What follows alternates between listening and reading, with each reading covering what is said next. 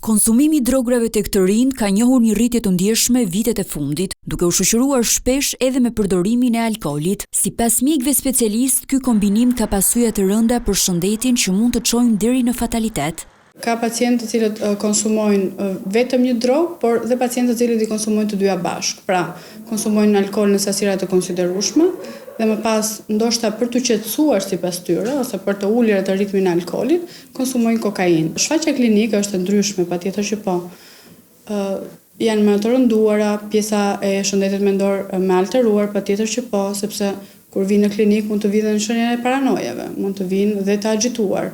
Pra, në agjitim psikomotor e cila shfaqet në momentin që ti i konsumon të dyja këto substancat. Rastet janë, mund të kemi një infarkt miokardi, infarkt akut të miokardit, të cilët janë mosha të reja, të cilët vinë në urgjencë në shenjat e infarktit të miokardit. Mund të jetë një kom etilike, mund të jetë një hemoragji në pjesën e kokës, që mund të ndodhi për shkak të overdozave me kokainë, por dhe nga intoksikacioni me alkool.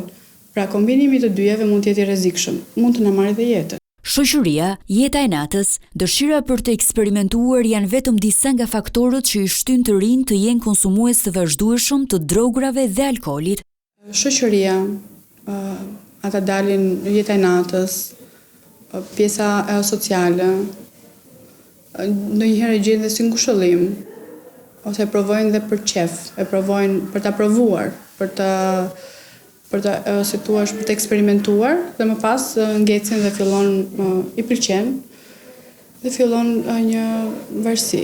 Mjekët këshillojnë të rinj të shmangin eksperimentimin me substancat narkotike, pasi mund të kenë pasoja të rënda për shëndetin e tyre fizik dhe mendor.